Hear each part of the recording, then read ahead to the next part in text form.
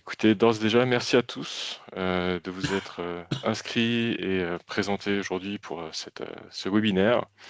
Nous sommes réunis aujourd'hui pour aborder un enjeu central pour notre filière, c'est la réponse aux défis environnementaux, et plus particulièrement le rôle structurant que peuvent jouer les achats publics dans cette transition. Je m'appelle Stéphane Malivet, je suis responsable RSE et économie circulaire au sein de la Fédération des industries ferroviaires, et dans le cadre du contrat stratégique de filière qui rassemble l'État et les principaux acteurs ferroviaires autour d'une feuille de route commune en matière de compétitivité, d'innovation et de transition écologique, les critères RSE prennent une place croissante dans les appels d'offres.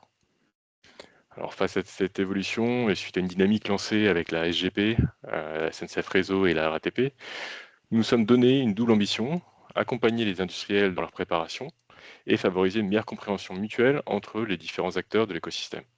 Car les achats responsables se situent une convergence de multiples expertises, acheteurs, donneurs d'ordre, ingénieristes, fournisseurs, chacun apportant une vision complémentaire et indispensable.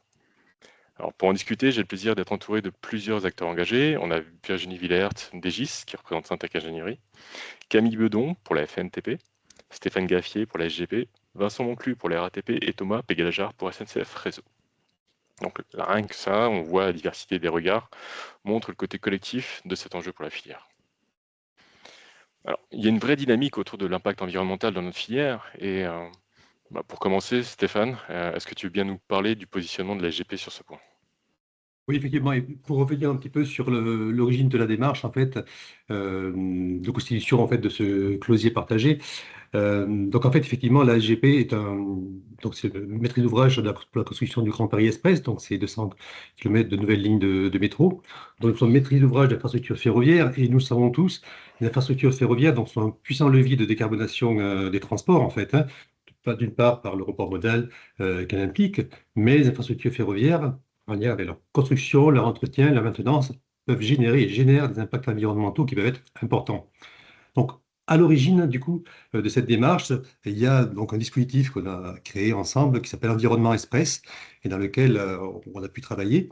Et à l'origine d'Environnement Express, il y a un constat simple, c'est que traditionnellement, chaque maîtrise d'ouvrage agit à son échelle, à ses propres engagements, là, ses propres actions.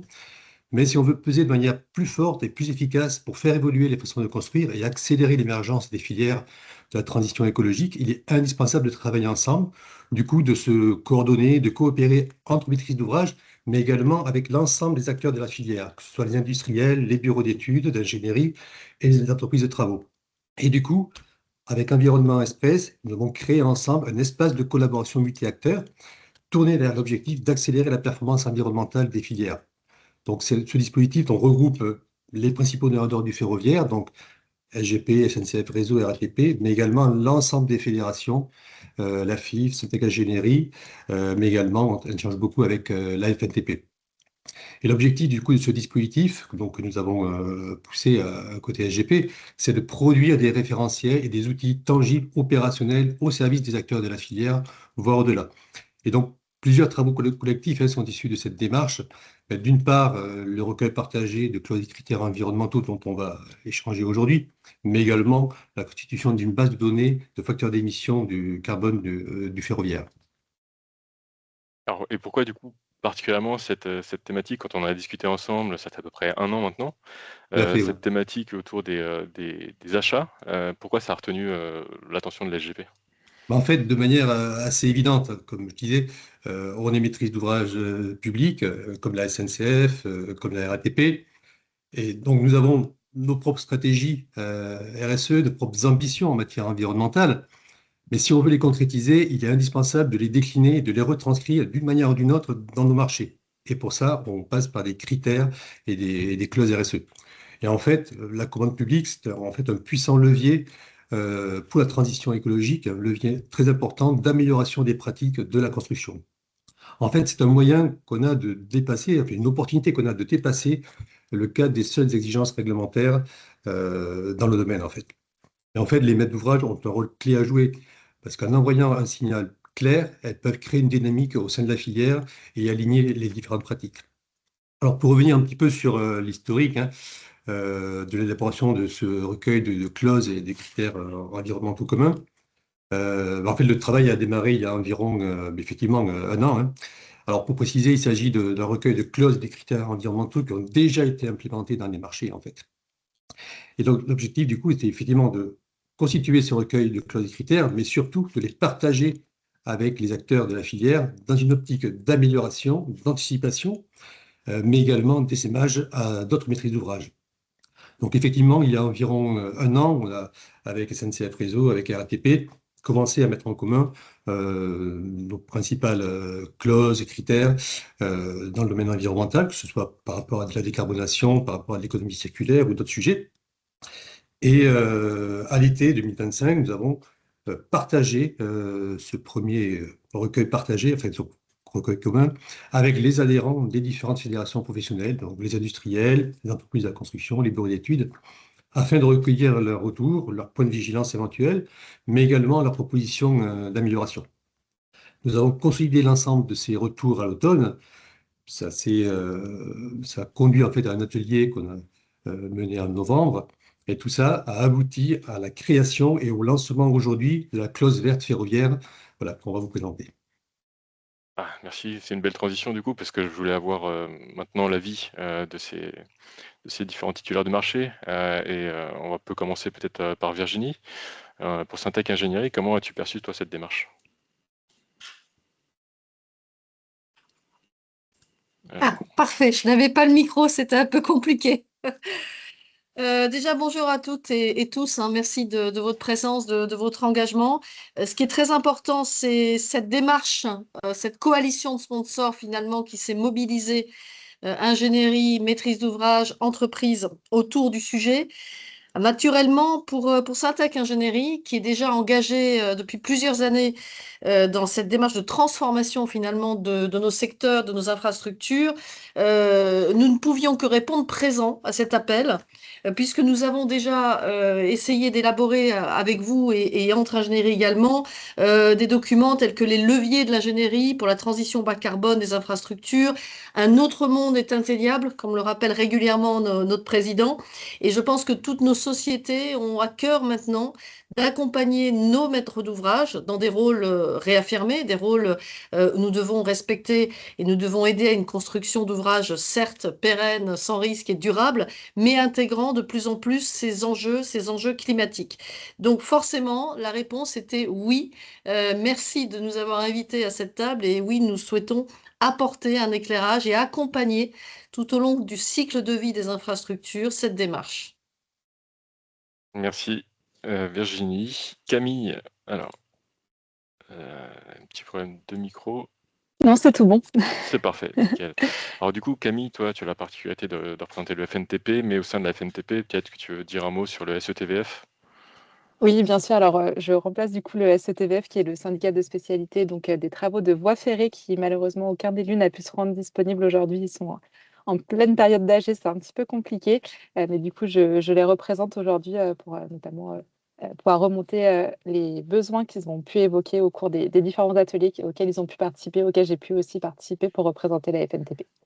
Et donc, pour faire un petit point peut-être là-dessus, côté FNTP et côté SETVF, le projet a été accueilli de manière très favorable, parce que l'objectif aussi, c'était du coup, de pouvoir porter du coup, la voix des entreprises dans ces travaux et de pouvoir aussi partager des retours d'expérience concrets qu'ont pu avoir nos entreprises sur le terrain, ce qui va aider de cette manière à pouvoir du coup élaborer ensemble avec tous les acteurs du secteur des clauses qui soient à la fois ambitieuses, mais aussi, ce qui est important pour les entreprises, réalistes et applicables, parce qu'effectivement, les entreprises vont pouvoir proposer des solutions euh, plus vertueuses, mais ça nécessite aussi de pouvoir les proposer de manière plus simple dans les marchés. Donc, c'est pour ça que ça avait vraiment du sens côté SETVF et FNTP de pouvoir participer à ces travaux.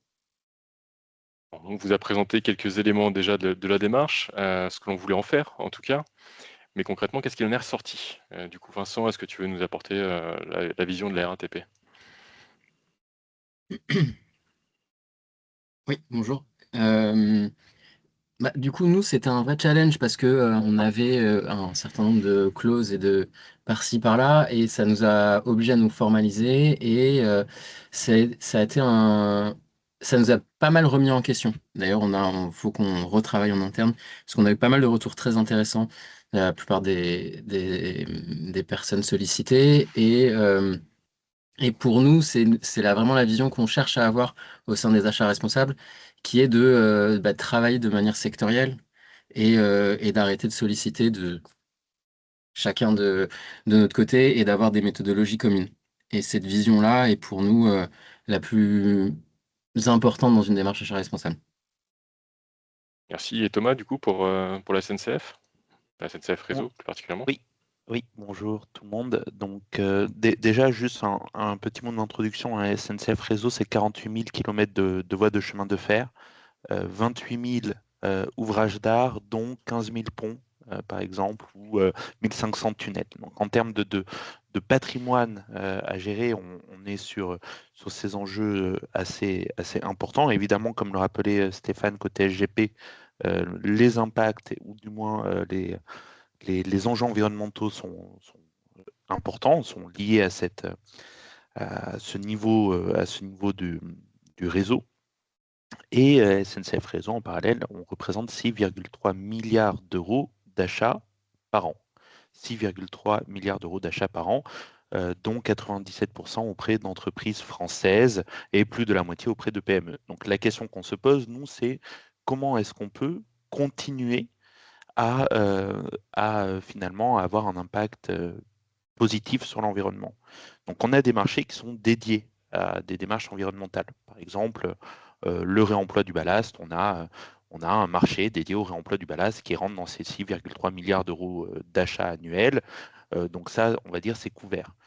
Sur le reste, qui représente l'essentiel de nos achats, comment est-ce qu'on s'y prend pour avoir un impact minimum sur l'environnement, voire un impact positif? Et donc nous là, ce qui nous a semblé vraiment passionnant dans la démarche, qui nous a vraiment attiré, c'est cette démarche itérative avec nos fournisseurs. C'est-à-dire proposer des clauses, voir comment c'était reçu par l'écosystème fournisseur, les retravailler au besoin et ensuite aboutir à comment dire, une forme de consensus qui est pas exactement ce qu'on avait à l'esprit au début de la démarche, ce qui est une bonne chose. Et en fait, on se rend compte que c'est vraiment une démarche d'innovation contractuelle qui a été menée par un écosystème complet et qui nous permet aujourd'hui d'avoir un ensemble de clauses diffusables, utilisables dans l'ensemble des marchés. Et encore une fois, sur 6,3 milliards d'euros d'achats annuels, on peut se dire que l'impact peut vite être important. Effectivement, ce qu'il faut comprendre, c'est que dans cette première année, 3 thématiques ont été poussées, histoire de structurer un peu les retours que l'on voulait avoir. Il y a eu des sujets autour de l'économie circulaire, de l'innovation et du carbone. Et là, tu viens effectivement de présenter quelques éléments de contexte pour la SNCF et de l'importance de ce levier de la politique achat. Après, comment maintenant on peut réussir à pousser l'innovation dans la filière ferroviaire grâce justement à ce levier? Je ne sais pas, Stéphane, si tu veux nous présenter du coup cet aspect pour la partie SGP. Oui, oui, je peux effectivement essayer d'illustrer un peu ça. Mais de notre point de vue, en fait, pour pousser l'innovation, en fait, il est important de fixer un cadre qui soit à la fois incitatif, mais suffisamment ouvert. En fait, et en laissant, en fait, il s'agit de fixer un cap, mais tout en laissant de l'attitude aux entreprises, aux bureaux d'études, quant au chemin, en fait, pour y parvenir et sur les solutions, notamment innovantes, à proposer et puis à mettre en œuvre, en fait. Alors, on peut peut-être illustrer ça au travers de ce qu'on essaye de mettre en place à la SGP depuis 2021 dans le cadre du renforcement de notre stratégie environnementale. En fait, on s'est fixé un objectif de réduction de 25% des émissions liées à la construction du Grand Paris Express, donc à terminaison. Donc voilà, on s'est fixé un objectif, donc voilà, OK. Mais en fait, ensuite, il a fallu qu'on le décline dans les marchés, sachant qu'une partie des marchés était déjà euh, engagés et d'autres marchés étaient à venir. Donc on a créé en fait 2 dispositifs contractuels totalement nouveaux, un petit peu innovants. Donc c'est un travail collaboratif, interdirection, parce qu'on ne peut pas travailler tout seul côté environnement. On a travaillé bien sûr avec les acheteurs, avec les juristes, les directions de projet. Et on a créé du coup 2 dispositifs. Donc un premier qui visait le marché en cours d'exécution et qu'on a appelé la Reverse Carbone Initiative. En fait, parce qu'on ne pouvait pas du coup modifier les contrats en cours, donc ça prend la forme d'un courrier en fait qu'on a envoyé à nos titulaires de marché. Ce courrier leur disait Proposez-nous des solutions mieux-disantes d'un point de vue carbone par rapport à ce qui est aujourd'hui prévu dans votre marché, dans votre offre. Et s'il y a un surcoût, nous pouvons prendre en charge ce surcoût à hauteur de 100 € la tonne de CO2 évitée par cette nouvelle solution. 100 €, c'était la valeur de l'Action pour le climat en 2021. Et du coup, ce dispositif a permis d'inciter un certain nombre d'entreprises. Donc, on a reçu une douzaine de propositions, avec parfois des solutions un petit peu innovantes, qui ont pu être du coup cofinancées, si on peut dire. Donc, des solutions notamment de rails bas carbone, de béton alternatif en fait pour les tunnels, qui nous ont permis d'éviter 40 000 tonnes de CO2 sur les marchés en cours d'exécution, en plus de ce qui était déjà prévu. Et le deuxième dispositif, donc on l'a appelé celui-là bilan carbone cœur, visait des marchés qui n'étaient pas encore lancés en 2021. Et on l'a intégré notamment dans 4 gros marchés de conception-réalisation, mais ensuite on l'a décliné de manière plus simple dans les marchés de voies ferrées et des marchés d'aménagement. En fait, le principe, c'est de fixer sur un périmètre défini et maîtrisable. Donc, souvent, c'est les bétons, les aciers et le transport des déblais qui est un poste important pour nous. Un objectif de CO2 à ne pas dépasser. Un objectif qui a été calculé de manière à être incitatif et ambitieux. Et cet objectif est assorti de privés de pénalité. Donc, c'est d'une part un critère pour sélectionner les offres, pour les juger dans le cadre de l'appel d'offres, mais également un critère qui est suivi en exécution au travers de différents dispositifs de suivi, donc le BIM, notre outil de traçabilité, et on réalise également des audits sur les reportings qui nous remontent. Et les retours d'expérience sont plutôt intéressants, parce qu'à ce stade, donc déjà, tous les titulaires sont plutôt sous la cible, donc c'est plutôt encourageant, mais les chantiers ne sont pas terminés, loin de là. Et on a surtout des propositions de solutions qui sont plus ambitieuses et parfois innovantes et qu'on n'avait pas eu avant sur les autres marchés. Voilà, donc c'est un dispositif donc, qui est en cours, c'est une approche expérimentale, on verra, il faudra faire un REX à la fin des marchés, mais c'est plutôt, voilà, on trouve une approche qui a permis de susciter de l'innovation de la part de nos titulaires de marché. C'est intéressant et je pense que tout le monde aura bien entendu ce côté incitation contractuelle qui est souvent attendu, demandé justement par les fournisseurs divers, qu'ils soient travaux, ingénierie ou équipements. Si je reviens sur ce que tu disais tout à l'heure, Vincent, tu as été surpris, tu as trouvé ça assez challengeant sur vos propres critères. Est-ce que tu pourrais justement donner quelques exemples? Surpris, non, mais challengé, oui. Je savais que parfois ce qu'on demandait était assez compliqué, demander des méthodologies, notamment sur le carbone, qui n'étaient pas toujours très transparentes. Mais ça nous a obligés à nous remettre en question, à voir comment on peut être le plus transparent possible, et aussi prendre en compte, comme cela a été très bien souligné au début, la difficulté qu'ont les PME, les ETI sur certains sujets, et notamment le carbone. Et donc, ça nous oblige à reprendre un certain nombre de critères et de clauses, notamment dans les travaux, pour pouvoir adresser au mieux les sujets, tout en pouvant embarquer le plus de monde possible. Et le but aussi de ces critères, pour nous à la RATP, c'est de faire monter en maturité tout le monde. Donc l'idée, c'est pas d'écarter les plus mauvais, mais c'est aussi, enfin les plus mauvais entre guillemets, hein, mais c'est aussi de pouvoir les accompagner à s'améliorer. Donc comment on arrive à trouver le juste milieu. Et les ateliers qu'on a fait, en tout cas pour le côté RATP, ont vraiment permis de mieux nous orienter sur comment on allait rédiger nos clauses et nos critères. C'est vrai qu'il y a un autre sujet aussi qui est un peu dans le vent en ce moment, c'est la notion de suivi, qui est pas mal le suivi marché, qui fait pas mal écho au sein de différents ateliers, notamment au sein de l'Alliance. Et donc ça fait partie des sujets qui ont été identifiés, sur lesquels il y a une volonté d'avancer maintenant. Et ça fait partie des actions concrètes, un ROI directement de la démarche au sein des MOA.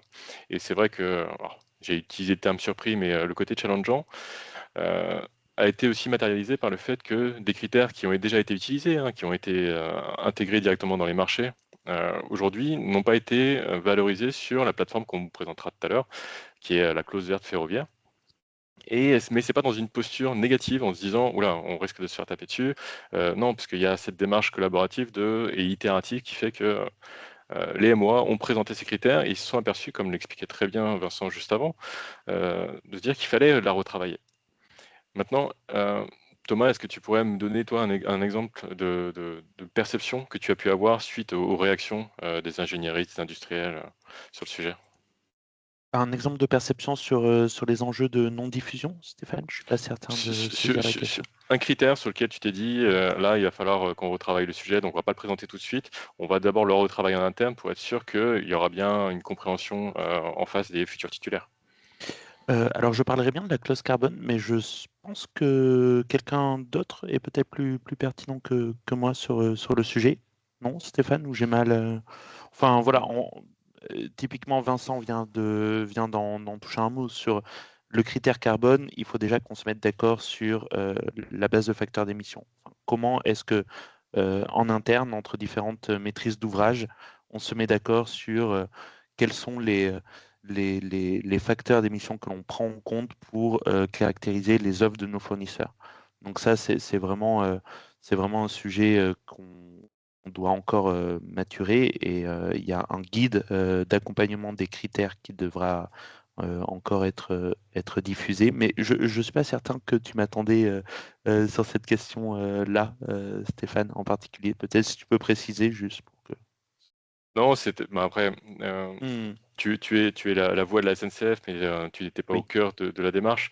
Et c'est vrai que ton collègue Aurélien Arnac a pu justement se dire que on avait besoin de retravailler la formulation de ce critère pour que ça gagne en clarté, voire en impact. Et ça fait partie des éléments qui ont été remontés par les différents acteurs qui ont participé à ces retours. Donc voilà, c'était juste pour savoir si tu voulais revenir sur un exemple particulier de retravail d'écriture qui maintenant a permis de le diffuser sur la plateforme. Alors, tu fais Et- bien de souligner que malheureusement, je n'étais pas au cœur des échanges, et j'aurais bien du mal à rentrer dans ce niveau de détail là. Oui. Mais en tout cas, tu l'as bien exprimé déjà, ne serait-ce que sur la partie carbone, que ça sollicite en tout cas de la part des donneurs d'ordre une harmonisation de la vision, une formalisation de ce qui va être mis en place pour que ce soit compris par tout le monde, puisqu'effectivement, un MOA qui va lancer un appel d'offres va juste avoir une perte de temps si personne n'est en capacité de répondre, parce que il y a une réelle déconnexion entre les critères présentés et les capacités du terrain. Alors, Juste simplement pour abonder sur ce très, très rapidement, moi, il se trouve que j'ai un passé d'acheteur, donc d'acheteur public à SNCF Réseau, et que lors de mes premiers marchés de transport de marchandises, on se posait la question, comment est-ce qu'on fait pour réduire l'empreinte carbone? Déjà, on se posait cette question-là, c'était pas une démarche collective poussée comme ceux qu'on a aujourd'hui, hein. Je vous parle de ça il y a 10 ans. Et on se disait, bon, est-ce qu'on favoriserait pas le recours à des biocarburants, par exemple? Sauf que comment est-ce qu'on traduit cette volonté de diminution de l'impact carbone dans les marchés? Ben, en fait, on n'a pas trouvé il y a 10 ans. On n'a pas trouvé comment faire. Et en fait, on a fait l'impasse sur l'enjeu carbone. C'était peut-être la chose à faire, hein, faire l'impasse sur l'enjeu carbone du transport de marchandises par camion il y a 10 ans. Néanmoins, aujourd'hui, on est bien content de voir qu'il y a une démarche globale, structurée et surtout concertée. Voilà. en tout cas, ce que j'entends avec cet élément de réponse, c'est que on a un intérêt à cultiver ce canal de communication hors marché, de manière justement à pouvoir améliorer la perception aussi bien des MOA qui vont s'appuyer sur l'expertise des industriels qui peuvent proposer des réponses, mais il faut qu'il y ait effectivement un langage commun. Et ça, c'est Tout tout à fait. l'intérêt de cette démarche collaborative. Tout Alors, à fait. on a vu les retours, une vision des MOA, mais maintenant, quelles sont les attentes des titulaires de marché? Alors peut-être Camille, tu peux nous en dire un mot? Oui, effectivement. Alors là-dessus, on a trois, côté FNTP, SETVF, trois grosses attentes, si on peut dire. Alors la première, ça va me permettre de rebondir sur ce que vous avez dit, Vincent. Il y a un gros enjeu qui est de rendre accessibles toutes ces nouvelles clauses environnementales, si on peut dire, aux PME, TPE. Puisqu'en fait, aujourd'hui, les TPE, PME ont des solutions innovantes qu'elles peuvent vous proposer aussi, mais c'est parfois un peu plus compliqué pour elles de se mettre dans le bain, de découvrir les clauses, qui sont quand même des clauses relativement nouvelles, et donc ils vont leur demander du temps supplémentaire pour répondre au marché. Donc il y a un vrai besoin et une vraie attente du coup de rendre accessibles ces clauses. Et donc pour les rendre accessibles, le mieux, c'est essayer de clarifier le plus possible ce qui est attendu de la part des entreprises quand elles vont répondre au marché et avoir en tête que c'est possible qu'il y ait aussi une période un petit peu de formation et d'appropriation donc, de ces nouvelles clauses de la part de toutes les entreprises d'ETP. Donc ça, c'était la première attente. Après, on a une deuxième attente qui va me permettre de rebondir sur ce que tu as dit, Stéphane, qui est de prendre des précautions et sur la définition un petit peu les modalités d'application des pénalités dans les marchés. En fait, aujourd'hui, systématiquement, les clauses au niveau des conditions d'exécution vont intégrer des pénalités si, par exemple, les tonnes de CO2 émises au moment du choix de l'entreprise ne sont pas respectées en réalité sur le chantier. Et donc, côté FNTP, SETVF, ce qu'on porte aussi, c'est de pouvoir mettre des primes, pas seulement des pénalités, mais aussi pouvoir mettre des primes en cas de surperformance, parce que c'est possible que des fois, les entreprises puissent également proposer au moment du coût du chantier des nouvelles solutions. Et donc, ça sera intéressant de pouvoir associer à ces pénalités aussi des primes en cas de surperformance des entreprises. Et pour finir, là, je ne vais pas rebondir sur quelque chose qu'on n'a pas encore évoqué. On avait tout ce qui était d'ouvrir systématiquement les marchés aux variantes environnementales, puisqu'aujourd'hui, des retours qu'on a de la part des entreprises, c'est que parfois, alors c'est peut-être pas forcément au niveau de vos projets, mais peut-être des projets d'autres clients, on a que les entreprises peuvent être bloquées sur la proposition de variantes environnementales et notamment de solutions innovantes. Donc l'idée, c'est de pouvoir essayer de peut-être ouvrir plus systématiquement les marchés aux variantes environnementales pour que les entreprises puissent valoriser tout ce qu'elles peuvent faire en termes d'environnement et de solutions plus innovantes d'un point de vue environnemental. Merci Camille. En parlant de variantes, Virginie, il me semblait que ça faisait partie aussi des sujets côté Syntec Ingénierie. Après, il y a peut-être d'autres éléments que tu voulais préciser sur les attentes vis-à-vis de cette démarche. Tout à fait. Merci Camille, puisque finalement, je pense que l'ingénierie que je représente, alors tout type d'ingénierie, Syntec Ingénierie, c'est un petit peu, comme tu viens de le dire Camille, pour les entreprises, c'est une volonté d'accompagner des très grosses ingénieries, mais aussi des toutes petites, et de rendre accessibles ces sujets de transformation à l'ensemble des acteurs. Et finalement, peut-être que dans cette logique-là, on peut aider, on peut être un facilitateur entre justement la commande publique, la maîtrise d'ouvrage et la réalisation concrète par les entreprises. De la même manière, je pense qu'il y a 4 points en rebond pour aller et reprendre point par point ce que vous venez de dire à la fois côté maîtrise d'ouvrage et entreprise. Et pour le rôle de Syntec, pour nous, ce qui va être clé, c'est de vous accompagner sur toutes les réflexions qui finalement seront indispensables et corrélatives à la démarche en cours. Le premier enjeu pour nous sera de poursuivre l'analyse ensemble, et c'est une action qu'on a engagée par plusieurs vecteurs, l'analyse partagée des freins réglementaires, normatifs et assurantiels. On a tous, malheureusement, autour de la table, vécu et subi, j'allais dire, des contraintes, des limitations. Je prends encore récemment l'utilisation des bétons par carbone, qui finalement est limitée par des contraintes réglementaires. On est dans des contextes normatifs qui, assez logiquement, se sont établis dans des temps longs, mais les temps longs et les Eurocodes, tout le monde les connaît, ne sont pas forcément adaptés à favoriser l'innovation, à permettre effectivement d'accélérer pour proposer des solutions que les entreprises aussi ont dans leurs innovations et dans leurs laboratoires. Donc, les freins assurantiels sont également très pesants et pour toute la chaîne d'acteurs, puisque finalement, certaines solutions innovantes sont même exclues du champ des assurances. La maîtrise du risque devient un enjeu vital pour beaucoup de structures et cela freine le recours aux solutions innovantes. Or, cette maîtrise du risque peut aller à l'encontre de prescriptions et peut justement aller contre la recherche de variantes visant à décarboner la construction. Nous devons collectivement passer d'une approche de limitation du risque qui parfois entraîne même une tendance de surdimensionnement, là encore je pense que vous l'avez vécu dans vos conceptions respectives, à une approche beaucoup plus performantielle. C'est le deuxième point qui pour moi est important et qui est déjà pratiqué dans plusieurs appels d'offres, cette approche performantielle. La question c'est, elle doit être ciblée sur quoi, comment? Alors déjà, je pense qu'effectivement, dans les rôles de conseil, d'accompagnement, dans les règles que nous devons partager, parce qu'encore une fois, nous sommes dans 2 temps qui pourraient s'opposer, un temps long sur lequel nous avons pu collectivement capitaliser, enrichir notre expérience, mais aussi un temps court et une accélération que nous connaissons face au changement climatique.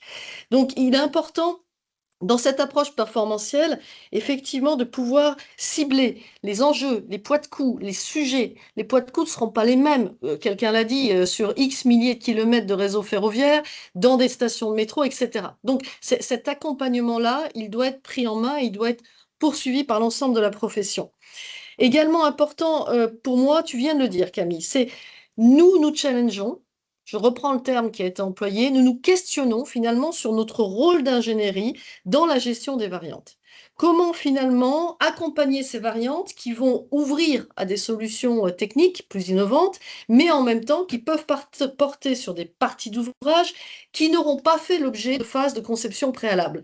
Et comment sécuriser dans ce cadre-là le contrat, encore une fois, de notre maître d'ouvrage, la réponse de l'entreprise par rapport à des pans entiers de conception qui ont pu être mis de côté.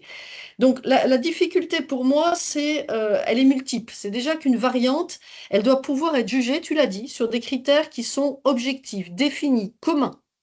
Et donc cela nécessite aussi une équité accessible pour toutes les entreprises et également d'accompagnement pour les ingénieries sur tous les maîtrises d'ouvrage.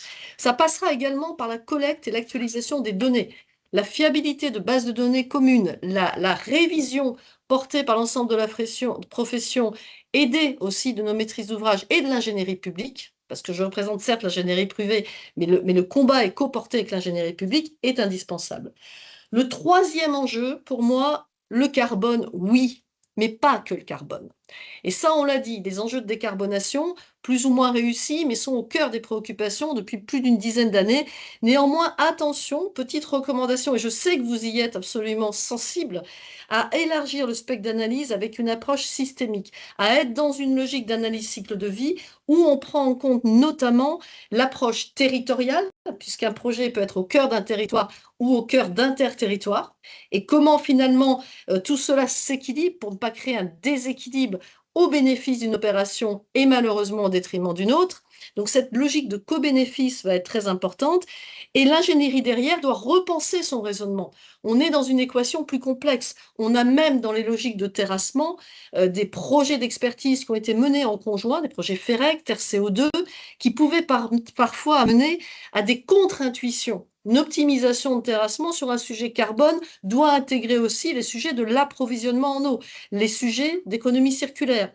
Donc finalement, comment arriver à combiner ces solutions et à proposer des solutions plutôt que d'éviter malheureusement la réponse qui serait dire de ne rien faire si l'on est trop, je dirais, terrorisé par cet ensemble d'équations. Il faut quand même avoir plus de réponses pour pouvoir proposer un ouvrage constructif.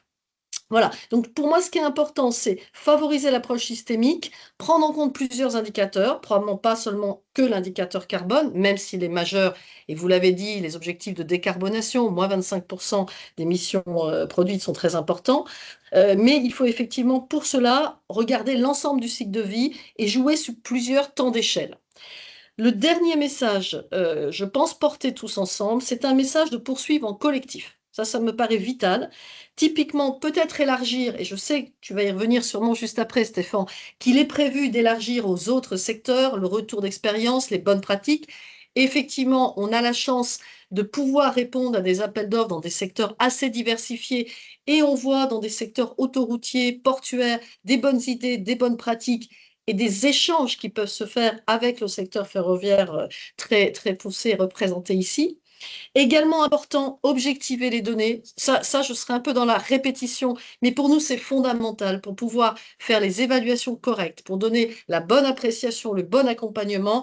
Il est important de poursuivre l'harmonisation des méthodes, la mise à disposition d'outils communs. Tu l'as peut-être cité ou tu le citeras après, Camille, mais Sève en fait partie, des outils en open source, des données qui soient construites, actualisées, fiables.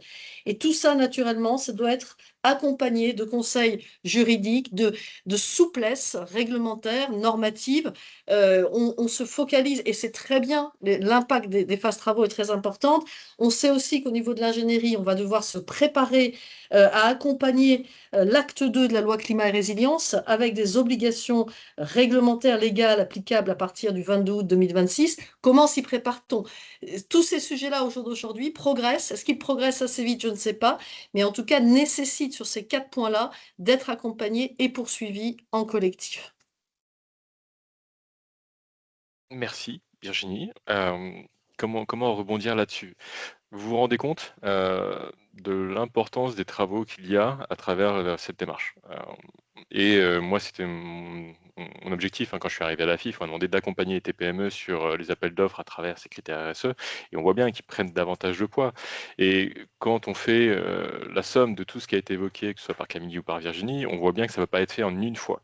Et on revient sur cette notion d'itératif. On l'a fait pendant l'année avec des allers-retours avec les industriels et les ingénieristes pour essayer de mieux comprendre ce qui n'allait pas, comment on fait pour améliorer. Et concrètement, comment on va faire pour en transformer cette démarche en amélioration continue? Est-ce que Stéphane, du coup, tu peux nous apporter quelques éléments Oui, tout de à fait. réponse? Donc effectivement, donc, en 2025, on a fait donc une première itération. Donc c'était vraiment pour initier la démarche. Donc qui a abouti à la consolidation donc d'un recueil de clauses en fin d'année, qui a été implémenté donc dans la clause verte ferroviaire qu'on va vous présenter tout à l'heure. Donc ça, c'est une première étape, voilà. Mais ce n'est pas du tout le point final. On va prendre uniquement une quinzaine de clauses aujourd'hui dans cette clause verte ferroviaire. Donc l'idée, ensuite, c'est au travers de la clause verte ferroviaire, et on vous montrera, il y a une adresse mail qui est indiquée, vous pourrez tous faire remonter vos remarques, vos points de vigilance, vos propositions, vous tous au sein de la filière, mais également d'autres maîtrises d'ouvrage. L'idée, c'est vraiment d'ouvrir à d'autres secteurs d'activité. Faire remonter l'ensemble de ces propositions, points de vigilance, etc., que nous allons, nous, côté maîtrise d'ouvrage et avec les fédérations, consolider donc là au printemps, en avril-mai. Également, en avril-mai, on va regarder s'il y a d'autres sujets, d'autres types de clauses qu'on pourrait mettre en partage et sur lesquels il serait important de pouvoir échanger avec vous pour justement pouvoir s'améliorer et progresser ensemble. Et l'idée, c'est de mettre en partage, comme on l'a fait l'année dernière, ces nouvelles clauses, mais également des clauses qui ont déjà été partagées, mais du coup modifiées avec, sur la base de vos remontées. Donc les mettre en partage, on va dire, au début de l'été, pour avoir une consolidation des retours à l'automne. Et suite à cette consolidation des retours, faire comme on l'a fait l'année dernière, un atelier de travail, de partage à l'automne pour ensuite définir des actions à mener ensemble, des actions collectives pour améliorer la démarche et pour améliorer ces critères RSE. Et ceci permettra de mettre à jour la clause verte ferroviaire euh, au début d'année 2027. Donc voilà, donc on est vraiment sur un cycle itératif, on n'est pas du tout sur une démarche à one shot, c'est vraiment une démarche sur du long terme d'amélioration continue. Et ce qui est vraiment très important, c'est que c'est vraiment une démarche qui doit être collective parce qu'on va tous s'enrichir en partageant nos propositions et nos contraintes respectives. Alors, ça a été abordé par Virginie et par Camille, mais il y a des ateliers concrets que tu as évoqués Oui. à l'instant. Est-ce que tu peux... Oui, tout à fait. Alors, effectivement, on a fait un gros atelier de partage sur des sujets donc, de carbone, d'économie circulaire, parce qu'effectivement, il n'y a pas que le carbone, il y a plein d'autres sujets. Donc, il y avait carbone, économie circulaire et innovation. Donc, on a fait ça, c'était fin novembre dernier. Et suite à cet atelier, 4 grandes actions ont été décidées et ont émergé. Donc, une première action, et ça converge avec ce que disait Virginie, c'est par rapport aux freins assurantiels, c'est comment on peut effectivement lever ces freins assurantiels pour permettre le développement de solutions innovantes qui sont aujourd'hui, dans certains cas, bloquées pour des raisons assurantielles, que ce soit lié à des bétons bas carbone, mais également des sujets de réemploi de matériaux. Souvent, il y a des problématiques par rapport à ça. Donc l'idée, c'est déjà d'identifier des cas concrets qui ont posé problème, voir comment on peut consolider ça, et ensuite d'organiser des ateliers avec des assureurs pour pouvoir ensemble voir quelles actions on peut mettre en place pour lever ces freins. Donc ça, c'est une première grande action qu'on va lancer ensemble. Une deuxième action concerne l'accompagnement de la filière sur la constitution, la certification des FDES.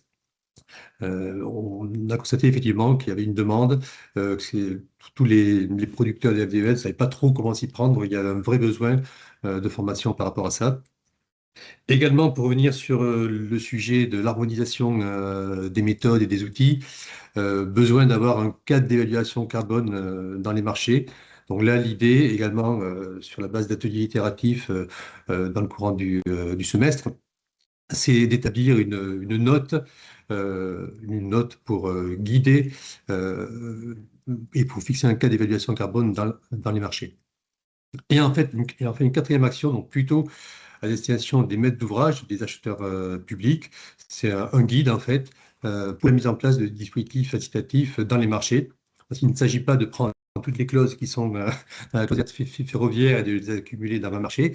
Il s'agit de faire un dispositif qui soit cohérent, qui soit bien construit, en prenant en compte les points de vigilance qui sont remontés des différentes filières, notamment sur les méthodologies, sur les suites d'évaluation, etc. Euh, et, et du coup, avoir en fait ce guide pour guider du coup tous les acheteurs publics de la filière ferroviaire, mais également d'autres acheteurs publics. Voilà, du coup, 4 actions qui vont se décliner donc dans les prochaines semaines jusqu'à la fin de l'année. Donc, en Merci. fait, un gros travail devant nous.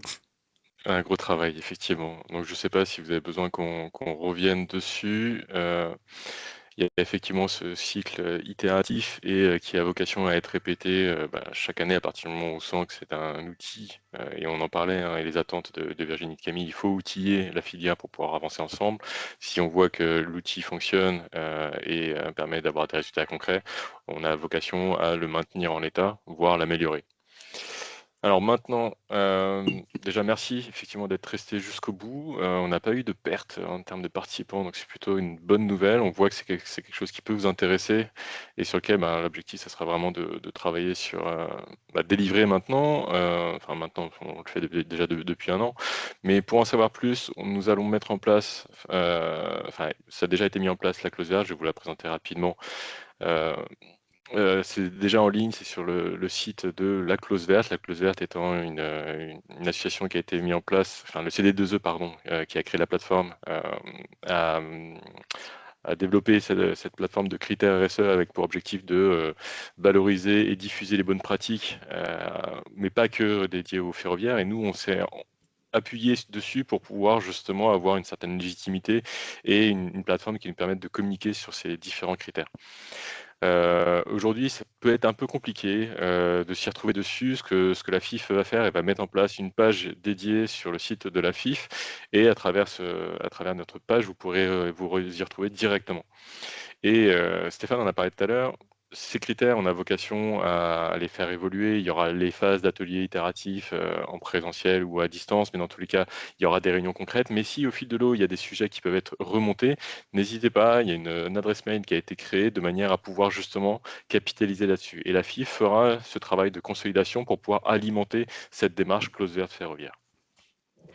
Alors maintenant, si je vous présente rapidement le site internet clause verte ferroviaire. Hop.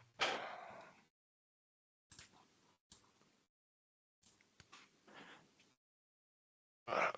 Comment il se compose? Alors vous allez voir tout d'abord le guide qui permet d'expliquer un peu la démarche, de vous expliquer comment ça a été construit et comment vous pouvez l'utiliser.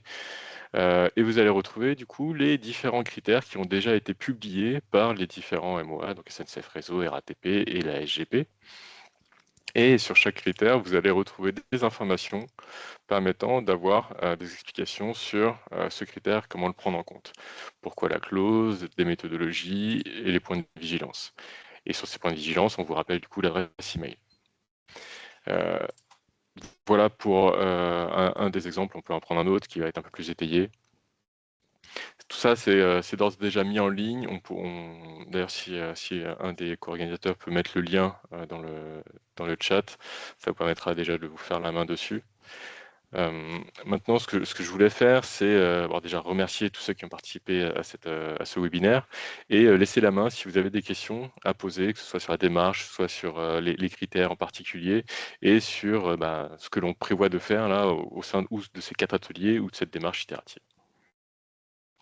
Est-ce que certains ont des questions? Écoutez, j'ai l'impression que on a été plutôt clair. Pour l'instant, on n'a pas de demande particulière. Une question dans le chat de journaliste de BTP Rail, si on peut présenter dans le détail, mais de manière simple, un exemple de clause. Alors, je sais pas, peut-être, du coup, Ouais. Je peux en présenter une si, enfin, pour illustrer dans la clause verte. C'est le message qui est dans le le chat. roman, ouais. Je ne fais que lire le Donc, message. il a répondu oui. Ok. Donc, au roman de BTP Rail. Donc, vas-y, Stéphane, si tu veux nous Ouais, donner alors, quelques attends. éléments de Du coup, réponse. non, c'était du coup pour illustrer, c'est pour illustrer du coup une clause de manière un petit peu détaillée dans la clause verte. C'est bien ça la question? Je- Alors, présenter un des critères de façon très simple. Donc, je sais pas si tu veux prendre la main sur, soit sur la Oui, bah, clause verte alors, attends, directement, soit sur à l'oral, je vais- juste. non, mais je vais faire peut-être à partir de la clause verte pour essayer d'être didactique. Alors, attends, par contre, faut que je Est-ce trouve que la tu peux prendre la fenêtre. main sur le partage? Ouais, ouais, j'essaie de faire ça. Ouais, je sais pas si vous voyez mon écran. Oui, c'est parfait. Ouais, mais tout à l'heure, je vous ai parlé donc de clauses. Donc, il y avait Reverse Carbon Initiative, je ne sais pas où elle est, mais il y avait Bilan Carbone Cœur. Bon, je vais prendre celle-ci pour ouvrir. Alors, juste pour vous indiquer, en fait, est mentionné ici le segment d'achat. Donc là, par exemple, là, c'est trop public, mais parfois, ça peut être des clauses qui s'appliquent sur des marchés de fourniture ou des marchés de gestion, d'entretien, de maintenance. Donc là, si je prends par exemple celle-ci, vous voyez toujours, ouais. Donc, vous avez donc le nom de maître d'ouvrage concerné, le titre de la clause du dispositif, le rappel du segment d'achat, les pièces de marché qui sont concernées du coup par cette clause. Parfois, si c'est un critère, c'est uniquement dans le demande de consultation, mais là, pour celle-ci, il y a également des prescriptions qui concernent la phase d'exécution. Donc, vous avez dans une première rubrique les rédactions en fait des clauses. Donc, comment c'est rédigé dans le règlement de consultation? Donc là, on va peut-être pas le lire en direct, mais voilà. En gros, on demande un livrable bilan carbone cœur. En gros, c'est un bilan carbone sur un périmètre béton, acier et transport des déblais en phase offre. Donc, du coup, qui est jugé en fonction d'une certaine note. Et ensuite, dans le règlement, dans le CAP, vous avez par exemple l'objectif carbone qui est ici mentionné, qui est contractualisé. Donc là, on l'a blanchi, bien sûr. Il y a indiqué des primes. Donc, effectivement, il y a des pénalités, mais il y a aussi des primes qui sont intégrées parce que, effectivement, il faut trouver un équilibre. Les pénalités, c'est bien pour ne pas avoir un projet qui soit trop moins 10 ans, mais les primes, effectivement, c'est beaucoup plus motivant et stimulant pour susciter et pour également cofinancer de l'innovation. Donc là, vous avez voilà, l'article sur les primes, un autre sur les pénalités un petit peu en dessous. Et dans l'article de respect de l'environnement, tout ce qui concerne le reporting et le suivi en phase d'exécution. Ça, c'est un exemple. En dessous, vous avez une rubrique, mais pourquoi cette clause, en fait, qu'est-ce qu'elle vise? Donc là, ça vise à inciter les entreprises à proposer des solutions bas carbone. Ce qui est important, et ça a été vraiment des remarques qui sont remontées de la part des fédérations, et c'est effectivement indispensable, au-delà du libellé de la clause ou du critère, c'est mais toutes les références en termes de méthodologie. Alors ça, c'est effectivement essentiel, parce qu'il faut, comme ça a été dit, avoir une approche qui soit harmonisée et qui soit bien définie dès le départ, et qui soit la même pour les différents candidats. Donc c'est important de préciser la méthodologie. Là, vous avez également les marchés sur lesquels nous avons appliqué ces clauses-là. Et également une dernière rubrique, mais qui est très importante, c'est les points de vigilance. Alors, ces points de vigilance, c'est d'une part des points de vigilance qui ont été identifiés par nous en tant que maître d'ouvrage, parce que en mettant en place ces clauses, on identifie bien sûr des effets pervers. On travaille avec des acheteurs, des prescripteurs donc, et des juristes, mais également des points de vigilance qui nous ont été remontés par les fédérations, par Sectec Ingénierie, par la FIF, par la FNTP. Hein. Donc, ce qui est rédigé ici, donc effectivement, c'est sous la responsabilité du maître d'ouvrage, parce que chaque maître d'ouvrage est responsable des clauses qu'il publie. Hein. Et donc là, c'est en fait une synthèse des points de vigilance qu'on a perçus et de ceux qui nous ont été remontés. Et pour rebondir sur ce que disait Stéphane, vous avez ici à nouveau la petite adresse mail sur laquelle vous pouvez cliquer et envoyer vos remarques complémentaires, vos questions. Donc, du coup, ça remonte à la CIF qui ensuite va redispatcher au maître d'ouvrage concerné. Et du coup, c'est par ce canal-là que vous pouvez faire remonter toutes vos remarques et que nous consoliderons au printemps pour alimenter la nouvelle itération. Merci Donc là, Stéphane. je ne sais pas si ça répond à la question, j'essaie d'être un petit peu complet. De toute façon, on a prévu de se faire un point avec Roman plus tard, donc je pourrais y répondre davantage.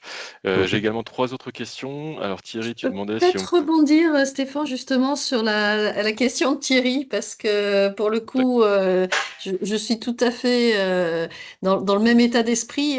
Typiquement, voilà, en anecdote un peu plus personnelle, parce que ingénieur travaux publics de formation, j'ai fait de la route, mais j'ai fait après de l'urbain, du tramway, du métro, du ferroviaire. Je reviens là récemment dans les sujets de route et infrastructure, et je pense qu'il y a vraiment une richesse de partage intermaîtrise d'ouvrage. Nous, on voit, et des entreprises probablement aussi, puisqu'on répond de manière large à différents types de projets de secteur, et on le voit dans l'ingénierie, mais il y a vraiment une richesse de partage sur les métiers, sur les bonnes pratiques, sur les clauses, parce que là, pareil, il y a des clauses contractuelles qui peuvent être différentes, des bonus, des malus qui sont pratiqués.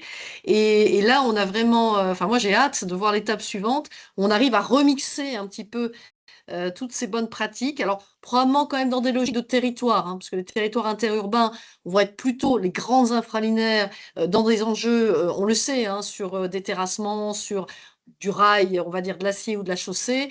Dans l'urbain, on a d'autres enjeux de territoire que la SGP connaît très bien après Paris et qu'elle va sûrement mettre en application en société des grands projets sur d'autres territoires urbains. Mais ça me paraît vraiment important et quelque part, c'est ce qui permet de se renouveler après plus de 30 ans, 35 ans bientôt, voilà, on arrive finalement à se dire, on réinvente, on réaborde, et on peut vraiment faire foisonner ces idées-là. Donc, je peux que m'inscrire dans la proposition effectivement de Thierry, et je le vis en fait finalement en basculant du climat à l'infra au climat. Voilà, on est dans quelque chose, un cycle, et finalement une spirale positive qui, j'espère, va nous embarquer. Et je vois que Camille aussi, elle a envie de réagir, mais je n'étais pas du tout surprise. Merci Virginie. Juste, alors, on va essayer de répondre aux quelques questions qui ont été soulevées. Camille, avant de te laisser en dire quelques mots, la remarque de Thierry Delaunay, c'était de se dire est-ce qu'on peut étendre ça, cette dynamique aux acteurs de l'autoroutier français.